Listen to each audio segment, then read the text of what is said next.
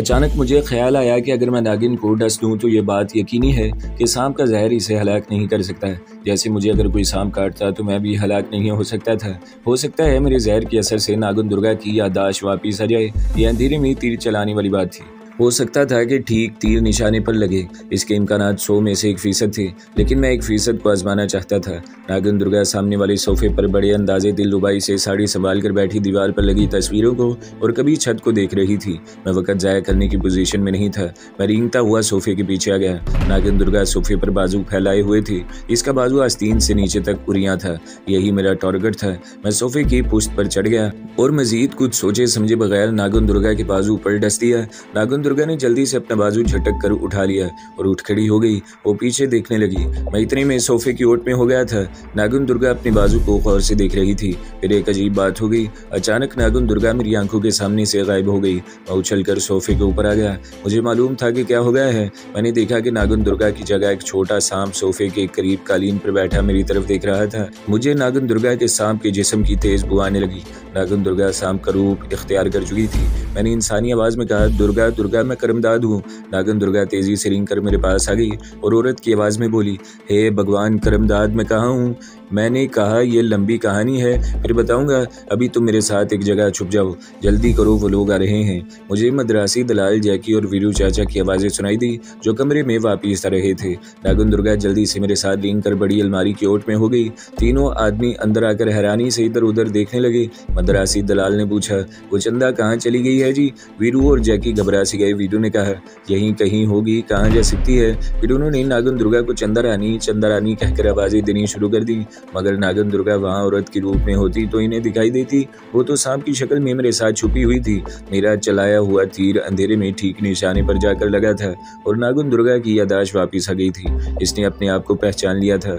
मुझसे सरगोशी में कहा, करमदाद ये कौन लोग हैं। मैंने सरगोशी में जवाब दिया, इस वक्त खामोश रहो, तुम्हें सब कुछ बताऊंगा। मद्रासी दलाल ने झिंझिलाकर कहा, ऊपर जाकर देखो जी, बाहर जाकर देखो जी। औरत भाग गई तो बड़ी गड़बड़ हो जाएगी। वीरू बोला, घबराओ नहीं सेठ, चंदा कहीं नहीं जाएगी। आओ जैकी बाहर चलकर देखते हैं।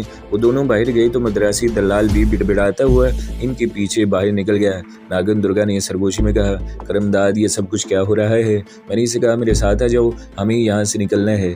मैं नागिन दुर्गा को लेकर बंगले के ड्राइंग रूम से निकलकर बरामदे की दीवार के साथ साथ रेंगता इसे बंगले के पीछे ले आया जहाँ अंधेरा था। मैं नागिन दुर्गा को लेकर बंगले के ड्राइंग रूम से निकलकर बरामदे की दीवार के साथ साथ रेंगता इसे बंगले के पीछे ले आया जहाँ अंधेरा था और छोटा सा वीरान बागीचा था। नागिन दुर्गा मुझसे बार बार पूछ रही थी कि हम लोग कहाँ हैं, ये कौन सी जगह है। मैं इसे यही कह रहा था कि वो खामोशी से मेरे साथ चली आए। पहले यहाँ से निकलना जरूरी है। बम्बई शहर के इस इलाके में पहले कभी नहीं आया था। इस तरफ खुली जगह थी, दूर समंदर था और हर तरफ रेत ही रेत थी। कहीं कहीं नारियल के झुंड थे। हम इन दरख्तों में आ गए। यहाँ मैंने नागिन दुर्गा को शुरू से लेकर आखिर तक सारी कहानी सुना दी, सारे वाकयात बयान कर दिए। वो हैरान होकर सुनती रही। जब मैं खामोश हुआ तो वो कहने लगी, करमदाद ये भैरव देवता के श्राप यानी बद्दुआ का असर है। तुम्हारे डसने से इस बद्दुआ का असर खत्म हो गया है, मगर कुछ पता नहीं कि मेरी ये हालत कब तक बरकरार रह सकती है। मैंने कहा, घबराने की जरूरत नहीं है, मुझे यकीन है कि अब तुम बिल्कुल ठीक हो गई हो और तुम पर बद्दुआ का असर बाकी नहीं रहा। नागिन दुर्गा ने उदास होकर कहा, लेकिन मैं इंसानी रूप से एक बार फिर सांप में तब्दील हो गई हूँ। बड़ी मुश्किल से मुझे इससे निजात मिली थी। मैंने इसे हौसला देते हुए कहा, सब ठीक हो जाएगा दुर्गा। वो मेरा शुक्रिया अदा करने लगी। करमदाद तुमने मेरी खातिर जो कुछ किया है मैं इसे हमेशा याद रखूंगी। मगर हम दोनों इस वक्त सांपों के रूप में और बम्बई में हैं। यहाँ से हम जहाँ भी गए रास्ते में हमारे लिए बेशुमार खतरे होंगे। मैंने कहा, हम यहाँ से भोपाल जाएंगे। मैं वहाँ अपने दोस्तों के पास पहुँचना चाहता हूँ, तुम भी मेरे साथ ही चलो। नागिन दुर्गा कहने लगी, मुझे मालूम है मैं जहाँ भी गई भैरव देवता की बद्दुआ मेरा पीछा करेगी। कुछ पता नहीं मेरा अंजाम क्या होने वाला है। मैं तुम पर बोझ नहीं बनना चाहती। मैं तुम्हें भोपाल छोड़कर आगे अपने गाँव लक्ष्मणपुर चली जाऊँगी। मेरा जो भी अंजाम होगा मैं इसे झेल लूँगी। हाँ, एक बात मैं तुम्हें बताना चाहती हूँ, अगर रास्ते में मेरे साथ कोई हादसा पेश आ गया और देवताओं की बद्दुआ के असर से मैं जख्मी हो गई या मेरा जिस्म कट गया तो तुम मेरी मोहब्बत की खातिर सिर्फ इतना करना कि मेरा जख्मी या कटा हुआ जिस्म लेकर सीधा मदुरा शहर चले जाना। वहाँ शहर से बाहर एक वीरान शमशान भूमि है, इसको राजा की शमशान भूमि कहते हैं। वहाँ जिस जगह हिंदू लोग अपने मुर्दे जलाते हैं, इसकी राख में मुझे दबा देना। 2 दिन के बाद रात के वक्त आकर मुझे वहाँ से निकाल लेना। मैं बिल्कुल ठीक हो चुकी होंगी। मैंने कहा, मैं वादा करता हूँ कि अगर रास्ते में कोई ऐसा हादसा पेश आ गया तो मैं तुम्हारी हिदायत पर अमल करूँगा। मैं ये बात कह रहा था कि मुझे एक हल्का सा झटका लगा और साथ ही मुझे अपने जिस्म का बोझ महसूस होना शुरू हो गया। मैंने नागिन दुर्गा से कहा, दुर्गा मेरी काया पलट होने वाली है, मेरा जिस्म भारी होने लगा है, मुझे झटका भी लगा है। नागिन दुर्गा ने खुश होकर कहा, ये तो बड़ी खुशी की बात है, इस तरह ना सिर्फ तुम इंसानी रूप में आ जाओगी बल्कि मेरा मुंह चूम कर मुझे भी औरत की शक्ल में वापस ला सकोगे। मैंने इसे कहा, यहाँ से बाहर चलते हैं। हम दरख्तों के झुंड से बाहर निकल कर एक तरफ रेंगने लगे। मुझे बार बार झटके लग रहे थे। मैं रुक गया। दुर्गा यहाँ रुक जाओ। नागिन दुर्गा बिल्कुल मेरे सामने आकर कुंडल मारकर बैठ गई। इसके फौरन बाद मैं सांप की बजाय इंसानी शक्ल और इंसानी जिस्म के साथ इसके सामने बैठा था। नागिन दुर्गा ने खुश होकर कहा, करमदाद जल्दी से मेरा मुंह चूम लो ताकि मैं भी औरत की शक्ल में वापिस आ जाऊं। मैंने कहा, कहीं कुछ और ना हो जाए दुर्गा, पहले भी इस तरह तुम्हारा मुंह चूमने से कुछ नहीं हुआ था। इसने कहा, तुम जल्दी से मेरा मुंह चूमो। मैंने नागिन दुर्गा को उठा लिया और फिर इसके सांप वाले मुंह को सख्त बेजारी के साथ अपने होठों से लगाकर चूम लिया, मगर जैसे कि मुझे तवक्का थी इसका कोई नतीजा न निकला। नागिन दुर्गा सांप ही की शक्ल में रही। इसने कहा, करमदाद एक बार फिर चूमो। मैंने एक बार फिर ऐसा ही किया, मगर इसका कोई असर न हुआ और नागिन दुर्गा वैसे सांप की शक्ल में रही। इसने बड़ी आजुर्दगी से कहा, करमदाद मैं देवताओं की बद्दुआ के असर में हूँ, मुझको मेरे हाल पर छोड़ दो, तुम भोपाल चले जाओ। मुझे किस्मत जहाँ ले जाएगी चली जाऊंगी, लेकिन मेरे दिल ने गवारा न किया कि अपनी एक मुखलिस दोस्त को जो मुझसे बेपनाह मोहब्बत भी करती थी यूं कसम पुरसी के आलम में बेयारो मददगार छोड़ नहीं सकता था। मैंने नागिन दुर्गा का मुंह फिर चूम लिया, लेकिन इस बार सिर्फ मोहब्बत की वजह से चूमा और कहा, दुर्गा मैं तुम्हें अकेली नहीं छोड़ूंगा।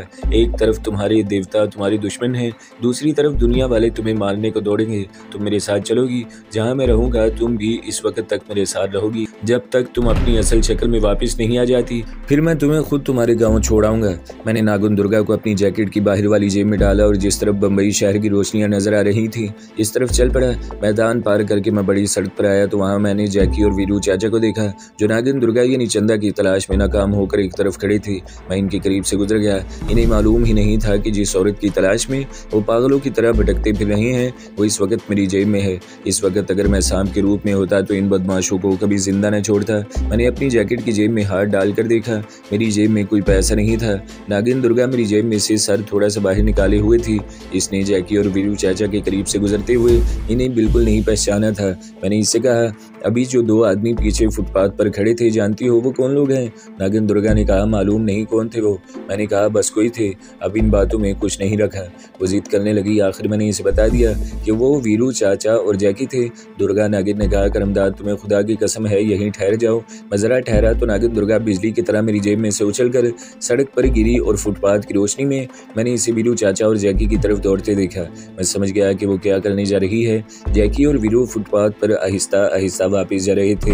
मैं इन पर नजरें जमाए हुए था। अचानक पहले वीरू चाचा गिरा, इसको संभालते हुए जैकी भी फुटपाथ पर इसके ऊपर ही गिर पड़ा। गिरने के बाद दोनों में से किसी ने भी कोई हरकत न की। इतने में नागिन दुर्गा फुटपाथ पर एक तरफ लहरा लहरा कर तेजी से रेंगती हुई मेरी तरफ आती दिखाई दी। करीब आई तो मैंने इसे झुककर उठा लिया। वो बोली, मैंने इनसे अपनी बेइज्जती का बदला ले लिया है, इन लोगों को जिंदा रहने का कोई हक नहीं है। मैंने इसे जेब में डाल लिया और कहा, तुमने ठीक किया, अब हमें बम्बई के रेलवे स्टेशन पर पहुंचना है और मेरे पास बस का किराया भी नहीं है। भोपाल के किराए का तो सवाल ही पैदा नहीं होता। नागिन दुर्गा ने कहा, करमदाद तुमने कहानियों में ज़रूर पढ़ा होगा कि ज़मीन के अंदर जो ख़जाने दफन होते हैं इन पर एक सांप बैठा होता है जो इन ख़जानों की हिफाजत करता है। हाँ, पढ़ा भी है और सुना भी है, मैंने चलते हुए कहा। नागिन दुर्गा बोली, यहाँ ज़मीन के नीचे किसी ख़जाने का तो मुझे इल्म नहीं है, मगर मैं किसी कोठी के अंदर से तुम्हें कुछ नोट ला कर दे सकती हूँ। मैंने कहा, मैं तुम्हें हरगिज़ हरगिज़ इसकी इजाज़त नहीं दूंगा। क्या तुम समझती हो कि कोठी में तुम्हें कोई कुछ नहीं कहेगा? किसी की नज़र भी पड़ गई तो सब डांग सोटे लेकर तुम्हारे पीछे दौड़ पड़ेंगे, तो फिर तुम क्या करोगी? रेलगाड़ी में तो तुम बगैर टिकट के सफ़र कर सकते हो, मगर बस में तो कंडक्टर तुम्हें टिकट के बगैर दाखिल नहीं होने देगा। मैंने कहा, मैं स्टेशन तक पैदल ही जा सकता हूँ। दुर्गा खामोश रही। मैंने राहगीर से स्टेशन का रास्ता पूछा और इस तरफ चल पड़ा। सड़कें बड़ी तवील थी, बड़ा शहर था, एक सड़क शुरू होती तो ख़त्म होने में नहीं आती थी। वैसे भी मैं शहर के बाहर के इलाके में था। चलते चलते लोगों से पूछते पूछते मैं बम्बई शहर के बारौनक सड़कों पर आ गया। इन सड़कों की दोनों जानिब रोशन इमारतें और इनके फ्लैट थे। गाड़ियां गुजर रही थी। मैं एक बाजार में से गुजर रहा था। इस बाजार में ईरानी होटल भी थे। नागन दुर्गा मेरी जेब में से सर जरा सा बाहर निकाले देख रही थी। इसने एक ईरानी होटल के मालिक को करेंसी नोट काउंटर पर एक तरफ रखते देखा तो बोली, तुम यहीं ठहरो, मैं अभी आती हूँ। मैंने पूछा कहाँ जा रही हो, मगर वो मेरी जेब से सड़क पर छलांग लगा चुकी थी। ये इसने मुझे बाद में बताया कि वो मेरे लिए बम्बई से भोपाल तक के किराए और खाने पीने के लिए ईरानी होटल के काउंटर पर से कुछ करेंसी नोट चुराने के लिए गई थी। मैं हक्का बक्का सा होकर इसे सड़क पर होटल की तरफ दौड़ते देख रहा था। सड़क पर काफी रोशनी थी। एक लड़के की इस पर नजर पड़ गई। इसने शोर मचा दिया, सांप सांप। ये सुनते ही मैं नागिन को बचाने के लिए इसकी तरफ दौड़ पड़ा, मगर इतने में कुछ लोग नागन दुर्गा को मारने के लिए इसके पीछे दौड़ पड़े। कोई जमीन पर से पत्थर उठाकर मार रहा था, कोई इस पर जूता फेंक रहा था। इससे पहले कि मैं नागिन के पास पहुंचूं, एक आदमी ने नागन दुर्गा पर जोर से एक पत्थर फेंका जो इसको जाकर लगा। इसका जिस्म दुम से जरा ऊपर कटकर अलग हो गया। इसकी दुम अलग तड़पने लगी और बाकी जिस्म का धड़ अलग तड़पने लगा। मैंने फौरन नागन दुर्गा के जिस्म के दोनों टुकड़ों को उठाया और जितनी तेज भाग सकता था भागता चला गया। लोगों को समझ में नहीं आ रहा था कि ये मैं क्या कर रहा हूँ। कोई भी मेरे पीछे न आया। मैं एक छोटी सड़क में मुड़ गया। एक जगह खड़े होकर नागन दुर्गा के जिस्म के टुकड़ों को देखा। दोनों खून आलूद थे। मैंने गमज़दा आवाज में कहा, दुर्गा ये तुमने क्या कर दिया? तुम्हें बाहर निकलने की क्या जरूरत थी? तब नागन दुर्गा ने कमजोर आवाज में कहा, करमदाद तुम बगैर टिकट तो भोपाल तक सफर कर सकते हो, मगर तुम्हारे पास खाने पीने के लिए कोई पैसा नहीं था। मैं ईरानी होटल से तुम्हारे लिए कुछ रकम चुराने के लिए गई थी। यकीन करें इस वक्त मेरी आंखों में आंसू आ गए। मैंने नागन दुर्गा के दोनों टुकड़ों को अपने सीने के साथ लगा लिया। दुर्गा तुमने ऐसा क्यों किया? नागिन की आवाज आहिस्ता आहिस्ता डूबने लगी थी। इसने कहा, करमदाद मुझे जितनी जल्दी हो सके मथुरा शहर के राजाओं के पुराने शमशान में ले चलो और जैसा मैंने तुम्हें कहा था वैसा ही करो। मैं ठीक हो जाऊंगी, मेरा जिस्म जुड़ जाएगा। मैंने पूछा, तुम्हें ताज़ा मुर्दे की राख में 3 दिन तक ही दफन रखना है ना? इसका कोई जवाब न मिला। नागन दुर्गा बेहोश हो चुकी थी। अब मुझे भोपाल नहीं जाना था। मुझे नागन दुर्गा के जिस्म के टुकड़ों को लेकर मथुरा जाना था। मैं किसी न किसी तरह रेलवे स्टेशन पर पहुंच गया। मेरी जेब में एक पैसा भी नहीं था। मथुरा शहर बम्बई से दिल्ली की तरफ जाते हुए आता था और बम्बई से काफ़ी दूर था। एक ट्रेन इंदौर से होती हुई अजमेर शरीफ की तरफ जा रही थी। एक आदमी ने मुझे बताया कि इस ट्रेन में बैठ जाओ, इंदौर से दिल्ली के लिए गाड़ी बदल लेना। मैं बगैर टिकट गाड़ी में बैठ गया। नागन दुर्गा के टुकड़े मैंने रुमाल में लपेट कर जेब में रख लिए थे। इंदौर से मैं दिल्ली जाने वाली गाड़ी में सवार हो गया। मैं गाड़ी भोपाल, झांसी, आगरा, मथुरा से होती हुई दिल्ली की तरफ जा रही थी। ये सफ़र भी बड़ा लंबा था। रात गुजर गई, दूसरा दिन भी गुजर गया। रात हो चुकी थी। जब गाड़ी मथुरा पहुंची, रास्ते में नागन दुर्गा को मैं देख लेता। वो होश में नहीं थी। मैंने इसे बुलाने की कोशिश भी की, लेकिन इसने कोई जवाब न दिया। सफ़र के दौरान एक मुसाफिर से दोस्ती हो गई। इसने मुझे अपने साथ खाना वगैरह खिला दिया। मथुरा मेरे लिए बिल्कुल नया शहर था और यहाँ बेशुमार मंदिर हैं। इसे मंदिरों का शहर भी कहते हैं। मैंने एक आदमी से राजा की शमशान भूमि का पता पूछा और पैदल ही इस तरफ चल पड़ा। शहर बड़ा गुंजानाबाद था। तंग गलियाँ बाजार थे। हर किस्म की सवारी देखने में आ रही थी। कोई बाजार ऐसा न था जहाँ एक आध मंदिर न हो। राजा की शमशान भूमि शहर से बाहर एक पुराने खंडर के पास थी। टूटी फूटी 4 दीवारी के अंदर एक तरफ बोसीदा सी कोठरी थी। सहन में मिट्टी उड़ रही थी। कोने में चिता का चबूतरा बना हुआ था। इस चबूतरे पर हिंदू अपने मुर्दे रखकर जलाते थे।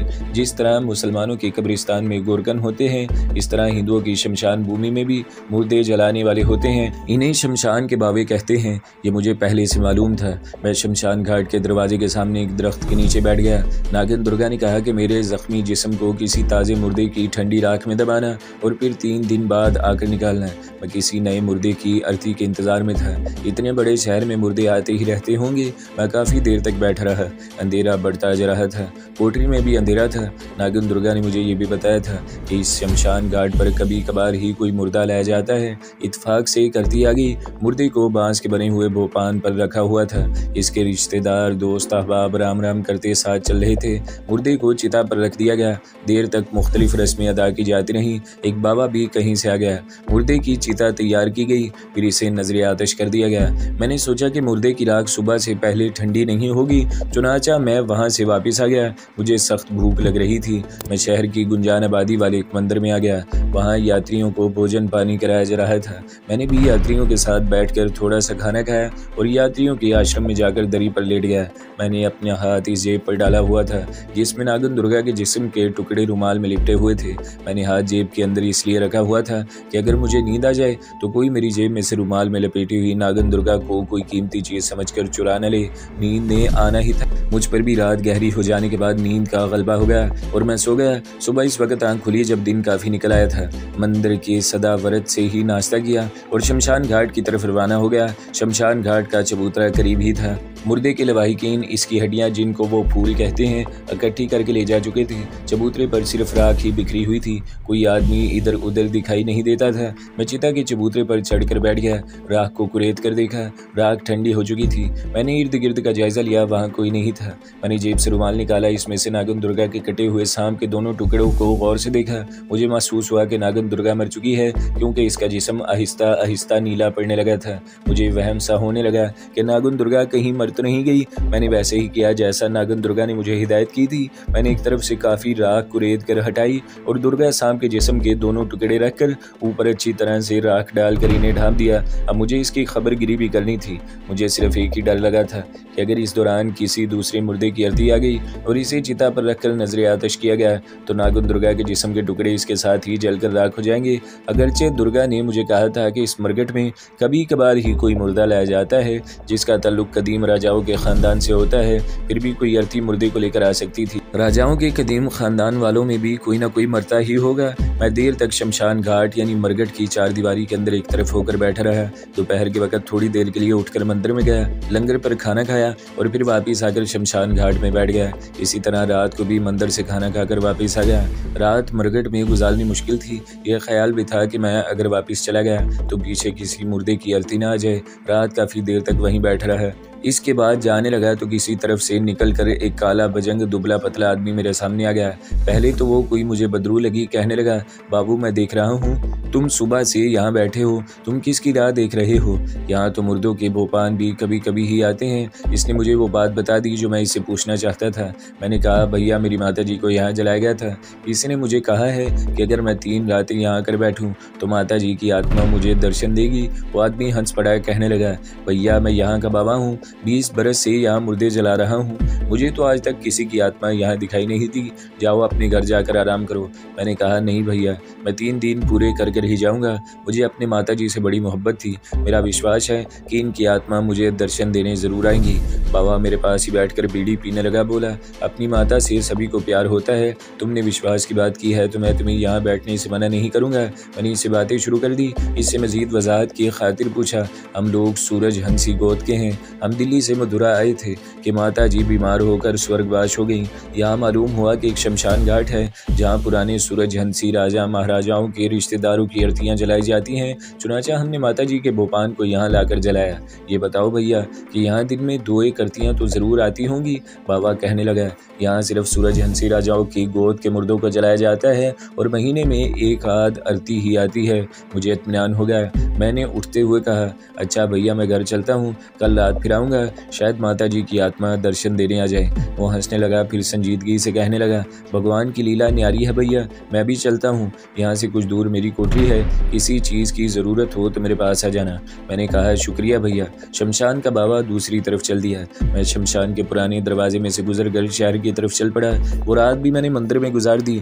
2 रातें गुजर गई। तीसरे दिन मैं शमशान घाट आया तो ये देखकर इत्मीनान हुआ कि वहाँ कोई ताज़ा मुर्दा नहीं जलाया गया था। चबूतरे पर चिता की राख इसी तरह ठंडी थी कि वहाँ मेरी तीसरी और आखिरी रात। अगले दिन सुबह सुबह नागिन दुर्गा के जिस्म के टुकड़ों को बाहर निकालना था। मैंने वो रात वहीं गुजारने का फैसला कर लिया हुआ था। मंदिर के सदावर्त लंगर से मैं थोड़ी सी कचौरियाँ ले आया था। वहीं खाकर बैठा रहा। वक्त मुश्किल से गुजर रहा था। हर तरफ सन्नाटा था। पिछली रातों की तरह वो रात भी मुझे ऐसे भी रात लग रही थी, लेकिन मुझे हर हालत में वो रात वहीं गुजारनी थी। मैं एक दरख्त के नीचे बैठा था। बैठे बैठे मुझ पर गनूदगी तारी होने लगी। मैं वहीं लेट गया और आंखें बंद कर ली। आंखें बंद होते ही मैं नींद में खो गया। अचानक मेरी आंख खुल गई। मुझे ऐसा लगा जैसे किसी ने मेरे कंधे से पकड़कर जोर से हिलाया हो। मैं उठकर बैठ गया। आसमान पर सुबह काजिब की हल्की हल्की रोशनी फैलना शुरू हो गई थी। नागन दुर्गा ने अपने जिस्म को राख से निकालने का यही वक्त बताया था। अभी दिन की रोशनी नहीं हुई थी और रात का अंधेरा चारों तरफ फैला हुआ था। सिर्फ आसमान के मशीकी उफक पर नीली नीली रोशनी नमूदार हो रही थी। मैं उठकर चीता के चबूतरे पर आ गया, जहाँ मैंने नागिन दुर्गा के जिस्म के टुकड़ों को दबाया था। वहाँ से राख को कुरेदना शुरू किया। राख की यही मोटी तय थी। मैं राख को कुरेदता चला गया, मगर नागिन दुर्गा के जिस्म के टुकड़े मुझे कहीं न मिले। मैंने सारी चिता की राख उधेड़ डाली, मगर नागिन दुर्गा के जिस्म के टुकड़े जैसे बिल्कुल गायब हो गए थे। मैं परेशान हो गया। यह ख्याल भी आया कि कहीं मेरी अदम मौजूदगी में कोई कुत्ता आकर सांप के टुकड़ों को निकाल कर न खा गया हो। इसी तजब्जब और जहनी इंतशार के आलम में चिता के किनारे बैठा था कि मुझे ऐसी आवाज़ सुनाई दी जैसे कोई कराह रहा हो। मैंने मुड़कर पीछे देखा। मेरे पीछे कोई नहीं था। वहाँ किसी जानब भी कोई नहीं था।